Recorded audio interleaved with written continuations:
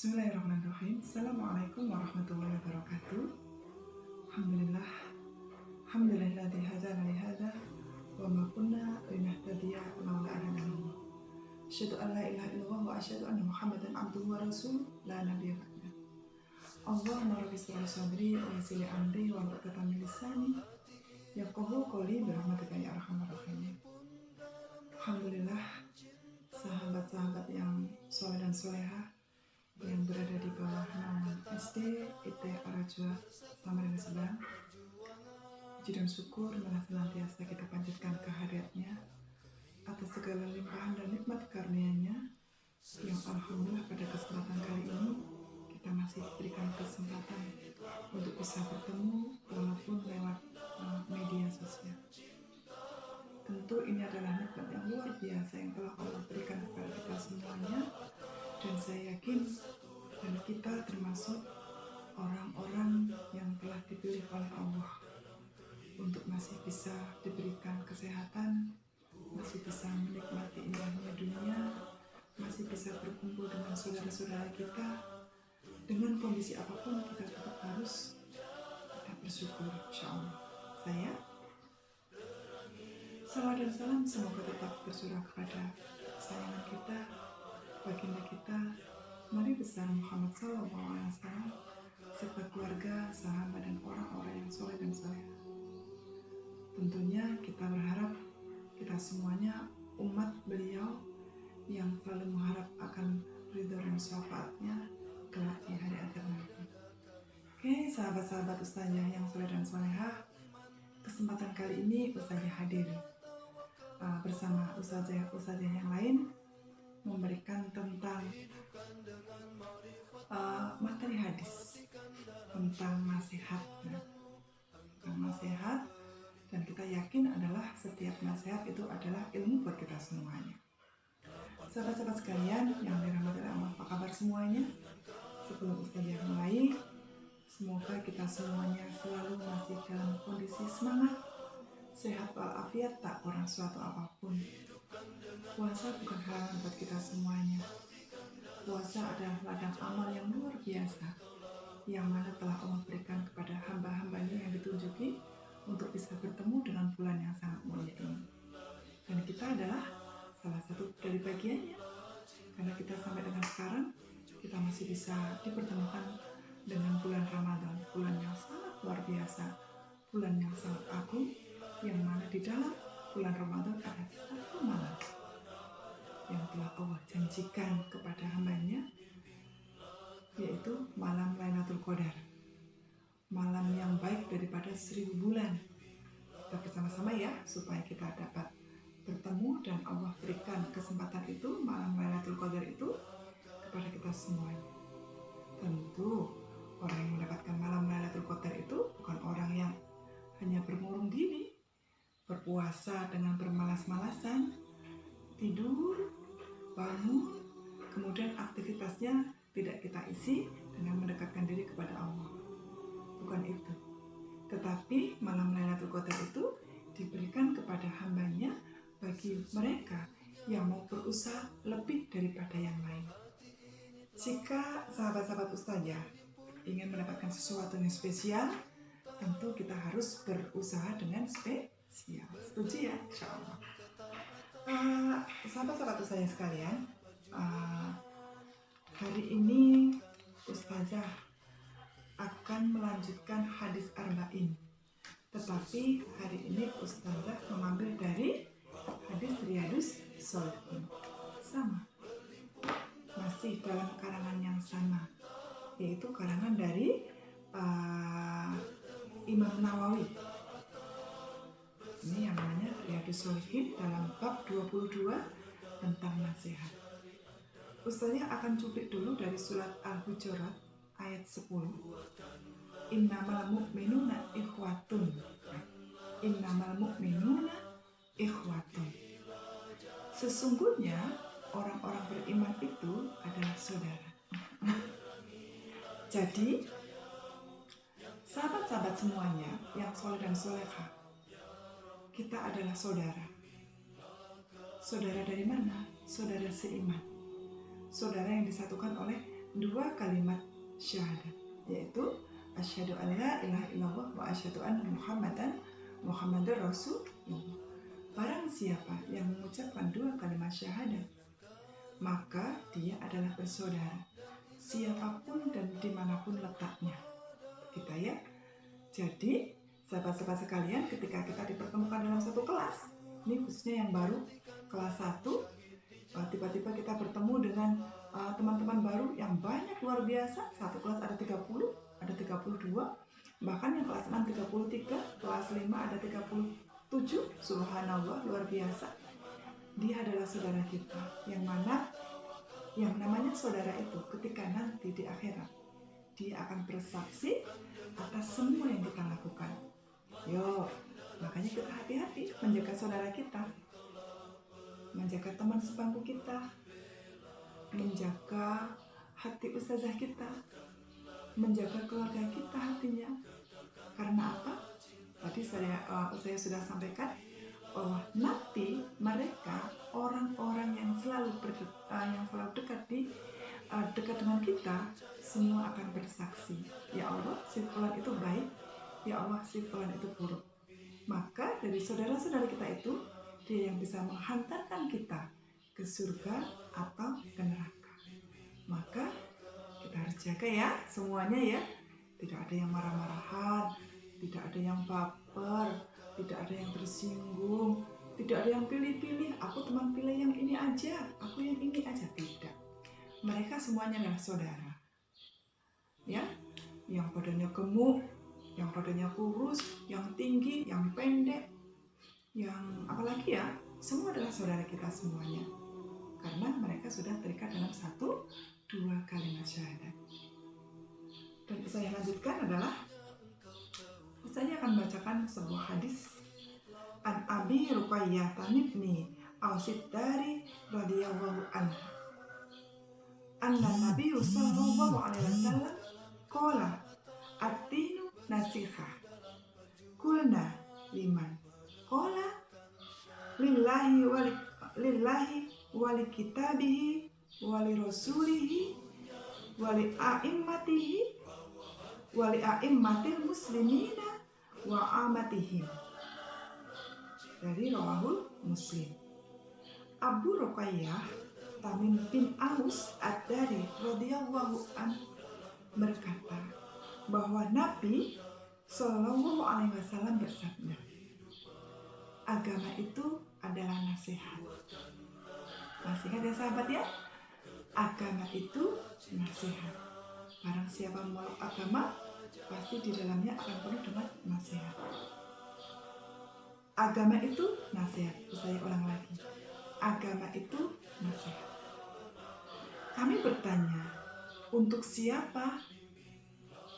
Rasulullah bersabda, untuk Allah, untuk kitabnya, untuk Rasulnya, para pemimpin kaum muslim, dan orang-orang awam di antara kaum muslim.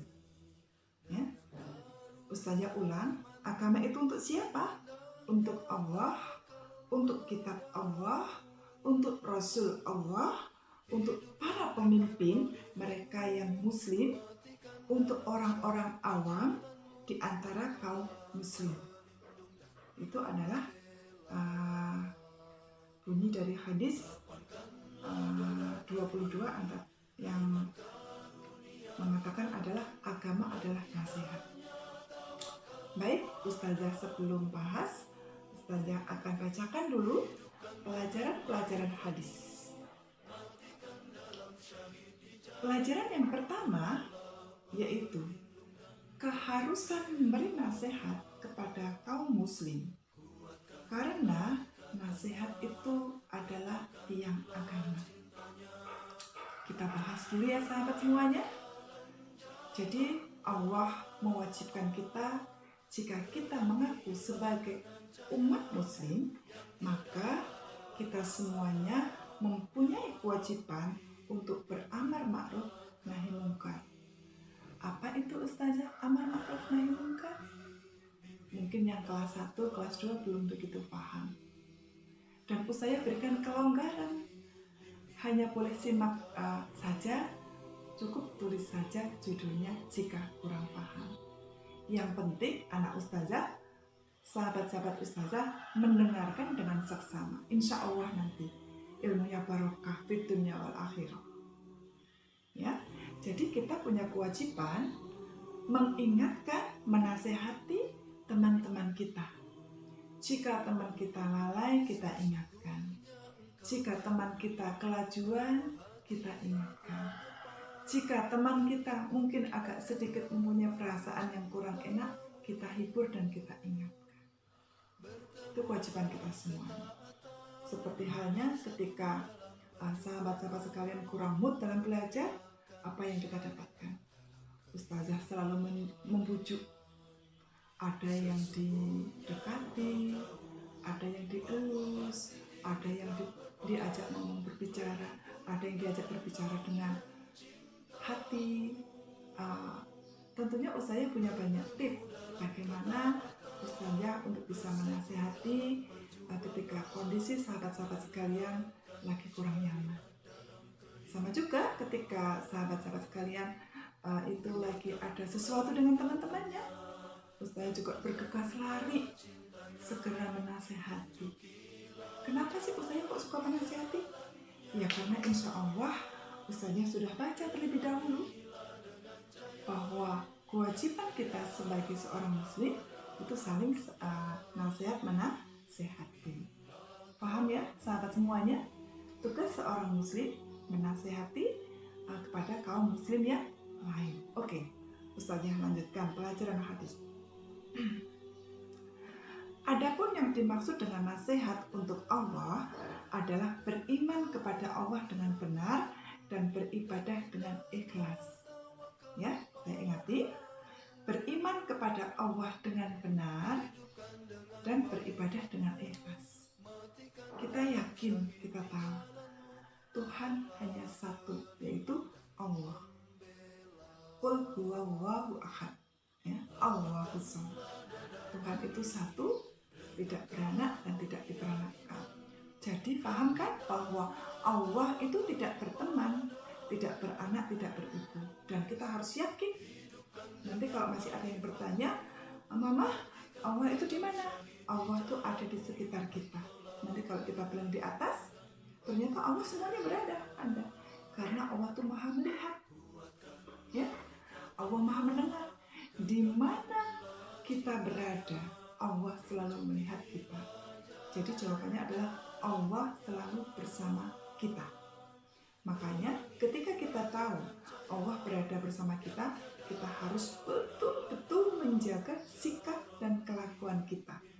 Bicara kita juga harus hati-hati, sikap kita juga harus hati-hati. Makanya ustazah selalu berpesan, solehna, solehna. Ya, masih ingat kan yang kelas 6? Sebentar lagi akan meninggalkan ustazah. Tolong, semoga ilmu ustazah yang ustazah berikan walaupun sebiji zarah, semoga itu masih tetap diingat. Insya Allah, semoga itu bisa menjadi fondasi sahabat-sahabat sekalian yang akan segera meninggalkan arajwa ini. Kalau kita berbicara tentang meninggalkan dan bertemu, saya hampir gak tahan menahan air mata. Apa kabar yang kelas 6? Tolong jangan lupakan kami. Dimanapun kalian berada, doa kami selalu untukmu, wahai sahabatku tersayang. Allah telah mempertemukan kita, dan sekarang Allah juga yang menghendaki perpisahan kita dengan cara yang indah. Tentunya cara indah inilah cara Allah yang luar biasa, yang tidak bisa kita tebak. Ikhlas ya teman-temannya, kelas 6 ya. Oke, siap, kita harus semangat. Terus kemudian beribadah dengan ikhlas. Sahabat-sahabat sekalian, ikhlas itu syarat dari suatu ibadah. Jika ibadah apapun kita kerjakan tetapi tidak ada niat yang ikhlas, maka itu hasilnya maka ada sebuah hadis yang mengatakan innamal a'malu binniyat. Segala sesuatu amal itu tergantung niatnya. Saya ingatkan pada sahabat-sahabat sekalian, kita berangkat sekolah, niatnya mau apa? Betul. Saya tanya ya, kalau niatnya hanya ingin bertemu dengan teman-temannya, maka Allah sudah berikan itu. Tetapi kalau niatnya hanya ingin mendapatkan uang saku dari ayah bunda, Allah sudah dapatkan itu. Dan Allah sudah berikan itu. Ketika niatnya ke sekolah hanya ingin bermain dengan teman-temannya, bermain yang luar biasa, Allah juga sudah berikan itu. Kita rugi, sahabat-sahabat yang tersayang, kalau hanya itu. Maka kita harus luruskan bahwa sekolah itu bagian dari ibadah. Kenapa saya sampaikan seperti itu? Karena sahabat-sahabat pergi ke sekolah itu tujuannya adalah untuk mencari ilmu. Dan ilmu itu insya Allah akan barokah jika sahabat-sahabat sekalian bisa menghargai, menyayangi di antara kita dan saudara-saudara kita. Paham ya? Ilmu itu akan barokah jika kita menghargai dan menyayangi saudara-saudara kita. Jadi, ketika sahabat-sahabat sekalian berangkat ke sekolah, diusahakan harus ikhlas. Apa? Ikhlas. Berangkat sekolah, ikhlas. Mau belajar, ikhlas.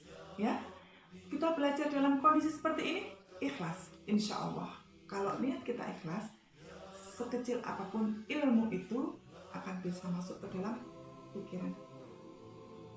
Saya tidak berharap setiap kata yang keluar dari ustazah masuk telinga kiri dan keluar telinga kanan. Saya tidak mengharapkan itu. Tapi ustazah berharap setiap kata yang keluar dari lisan ustazah itu masuk ke dalam kependengaran, penglihatan, masuk ke dalam hati, kemudian kita lakukan. Oke. Siap? Bismillah. Insya Allah kita pasti bisa. Yang ketiga nasihatnya. Nasihat untuk kitab Allah yaitu membenarkannya, rutin membacanya, mengamalkan isinya, dan tidak sedikit pun mengubahnya. Insya Allah apapun nasihat yang sudah tercantum dalam kitab Allah, saya ulangi sekali lagi ya, sepertinya tadi agak terpelilit. Nasihat untuk kitab Allah itu berarti Al-Quran, yaitu dengan membenarkannya, kemudian rutin membacanya, terus selanjutnya menghafalkan isinya, dan tidak sedikit pun mengubah isinya. Ya. Yang pertama kita harus yakin, seperti hadis yang pertama kemarin, yang kedua rasa-rasanya rukun Islam, rukun iman. Ya, kita harus yakin akan ketetapan Allah yang sudah tertulis dalam Al-Quran, karena Al-Quran itu bukan kitab main-main. Dari zamannya Nabi Adam sampai dengan Nabi Muhammad sehingga sampai ke kita, sama sahabatku sayang, yang kita baca sama. Jika sahabat-sahabat membaca Al-Quran, itu ustazah pikirkan sama ketika para sahabat Nabi membaca Al-Quran. Ya, kita harus meyakini bahwa apapun yang terdapat dalam Al-Quran itu benar adanya, karena itu firman langsung dari Allah. Yang kedua, nih mumpung bulan puasa, kita genjot bacaan Al-Quran kita, khusus yang kelas 6 sudah selesai ujian. Maka tidak ada suatu hal yang bisa memberikan pahala yang lebih banyak ketika di dalam bulan puasa itu kita hanya sia-siakan waktunya. Kelas 6, saya meminta kalian tiap hari 1 juz. Dan ustazah minta sahabat-sahabat kelas 6 setiap hari melaporkan ke Ustazah Riri dengan cara ditulis namanya, kemudian sudah juz berapa, sampai dengan nanti hari terakhir semoga bisa mendapatkan 30 juz, bukan juz 30 juz akan sahabat-sahabat sekalian dapatkan. Subhanallah, hadiah luar biasa untuk ayah bunda kalian. Insya Allah ya, bisa ya kelas 6 ya. Rutin membacanya. Bagi yang kelas 1, kita baca qiraatinya. Saya, anak ustazah yang kelas 1, kelas 2, kelas 3, satu huruf 10 kali lipat pahalanya. Ya kan? Kalau sahabat-sahabat membaca Alhamdulillahirabbil alamin, sudah berapa huruf? Tentunya kita sebagai manusia, anak soleh, teman-teman ustazah kelas 1, kelas 2, kelas 3, kita tidak akan bisa menghitung nikmat Allah. Maka yang kelas 1 boleh membaca qiraati, ya.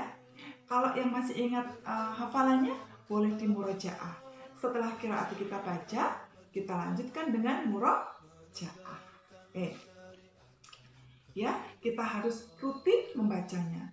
Karena Allah itu mencintai yang istiqomah, bukan hanya yang sekali-sekali. Ya, jadi Allah itu mencintai orang-orang yang istiqomah, terus-menerus, rutin. Yang kelas 1, kelas 2, kelas 3, istiqomah itu sama dengan terus-menerus, ya. Kemudian kita lanjutkan. Setelah kita rutin membacanya, kita amalkan isi dalam Al-Quran. Maka ustazah sangat sedih jika melihat sahabat-sahabat sekalian sudah hafal 2 juz, 1 juz, sudah syahadah, tetapi karakter kita jauh dari Al-Quran. Contoh yang muslimah misalnya, memakai hijab itu wajib dan itu sudah terdapat dalam ayat Al-Quran. Maka ketika kita tidak bisa menjaga hijab kita, bagaimana kita bisa menjaga kedua orang tua kita bisa lolos dari siksa api neraka? Makanya hijab itu harus terjaga dalam kondisi apapun. Jangan kalau ada ustazah saja baru malu, ya. Bukan baru kalau kita pertemuan saja atau kita keundangan saja kita baru memakai hijab. Tidak, anakku sayang, hijab itu menempel dalam tubuh seorang perempuan, seorang muslimah ketika kita melangkahkan kaki keluar pintu rumah. Berarti sudah ada kewajiban menggunakan hijab atau jilbab. Ya, setiap satu langkah dari rumah sudah menggunakan hijab. Dan jika di dalam rumah kita ada saudara yang bukan muhrim, nanti muhrim belajar lagi dengan ustazah di PAI ya. Itu ada orang lain, kalau saya katakan ada orang lain, itu juga wajib menggunakan hijab. Bukan berarti kalau udah di rumah nanti kita bebas, hore kita bebas tanpa memakai hijab. Padahal itu ada tamu, malu, rambut kita kelihatan, aurat kita kelihatan. Satu kali dilihat oleh orang, maka satu cambuk yang akan diberikan kedua orang tua kita. Kasihan kan? Nah, ya. Kita amalkan itu contoh. Berbakti kepada kedua orang tua, berbakti kepada guru, sayang kepada teman, itu salah satu yang dianjurkan dalam Al-Quran. Itu cara pengamalannya. Makanya karakter harus kita utamakan di dalam pembelajaran di setiap sekolah. Selanjutnya adalah tidak mengubah sedikit pun, satu huruf pun Al-Quran. Semoga tetap terjaga, jangan sampai kita merubah walaupun satu huruf yang berada dalam Al-Quran. Al-Quran itu terjaga. Kemudian nasihat kepada kaum muslimin untuk membimbing mereka untuk melakukan kebaikan dan menjauhi keburukan agar mereka bisa hidup bahagia dunia dan akhirat. Tadi di atas sudah saya sampaikan ya, teman-teman yang soleh, sahabat-sahabat yang soleh dan soleha, bahwa kewajiban kita untuk membimbing teman-teman kita untuk melakukan sebuah kebaikan. Jadi jika teman-teman berbuat baik, kemudian teman kita mengikuti, itu pahala buat kita. Sampai kapanpun pahala itu akan diberikan oleh Allah kepada kita selama teman kita tadi mengikuti apa yang kita kerjakan, walaupun hanya sebuah kebaikan. Ya, kewajiban kita. Nah, selanjutnya adalah para ulama menyebut hadis ini sebagai siklus ajaran Islam, karena hadis ini menghimpun semua kebaikan. Jadi hadis tentang agama itu adalah nasihat, karena di dalam agama itu terletak banyak kebaikan. Tercantum semua kebaikan dalam agama kita, agama Islam yang rahmatan lil alamin. Teman-teman sekalian, sahabat-sahabat yang dirahmati oleh Allah, sahabat-sahabat SDIT Arajua, sudah panjang dan lebar Ustazah berbicara tentang hadis ini. Ustazah mohon tetap semangat, jaga diri, jangan lupa selalu berdoa kepada Allah Subhanahu wa Ta'ala, karena setiap musibah yang telah Allah berikan itu, yang memberhentikan musibah itu bukan manusia, tetapi Allah yang berkehendak. Jadi tugas kita hanyalah berdoa, berikhtiar, dan tawakal. Jangan lupa ikhtiar kita tetap stay di rumah, tetap berada di rumah. Kalau kata di dalam media sosial, di rumah saja itu lebih oke. Kemudian menjaga makanan kita dengan makan makanan yang sehat, menjaga kebersihan diri kita, menjaga pola hidup kita. Kalau dinasihati, ayah bunda jangan keluar anak soleh, ya jangan keluar. Kalau pesan ustazah tetap di rumah, ya di rumah saja. Banyak hal yang bisa sahabat-sahabat lakukan di dalam rumah kita. Tilawah, sholat sunnah, membantu orang tua, menjaga adik, menyenangkan hati orang tua dengan tidak membuat orang tua marah, itu juga ibadah. Oke, siap ya semuanya, tetap semangat, jaga kesehatan. Semoga Allah masih bisa pertemukan lagi di dalam sekolah kita yang sudah menunggu kita. Alhamdulillah musola sudah selesai, tinggal menunggu sahabat-sahabat sekalian datang. Halaman sudah dirapikan, ya. Saya rindu semuanya. Saya rindu sekali pada sahabat-sahabat sekalian semuanya. Semoga bermanfaat ilmu yang sedikit ini. Saya yakin ayah bunda tidak ada kewajiban buat yang kelas adik untuk harus mencatat semuanya, tidak. Tetapi cukup mendengar. Semoga dari sedikit ini ada yang bisa masuk walaupun hanya satu kata. Satu kata kebaikan itu sudah subhanallah. Jadi jangan bingung, nanti jangan bertanya, Ustazah anak saya tidak mampu. Tidak seperti itu. Ya, insya Allah 1, 2, 3 cukup mendengar saja. Kalau bisa mencatat judulnya, boleh catat judulnya saja. Kita berikan tanggung jawab kepada anak kita. Kita yakin bahwa anak kita insya Allah bisa. Al-haqqu min rabbil wa la takunanna minal mumtarin. Kebenaran itu semata-mata datangnya dari Allah. Jika ada salah khilaf, itu dari saya pribadi. Saya mohon maaf dan saya mohon ampun. Cukup sekian dari saya. Assalamualaikum warahmatullahi wabarakatuh.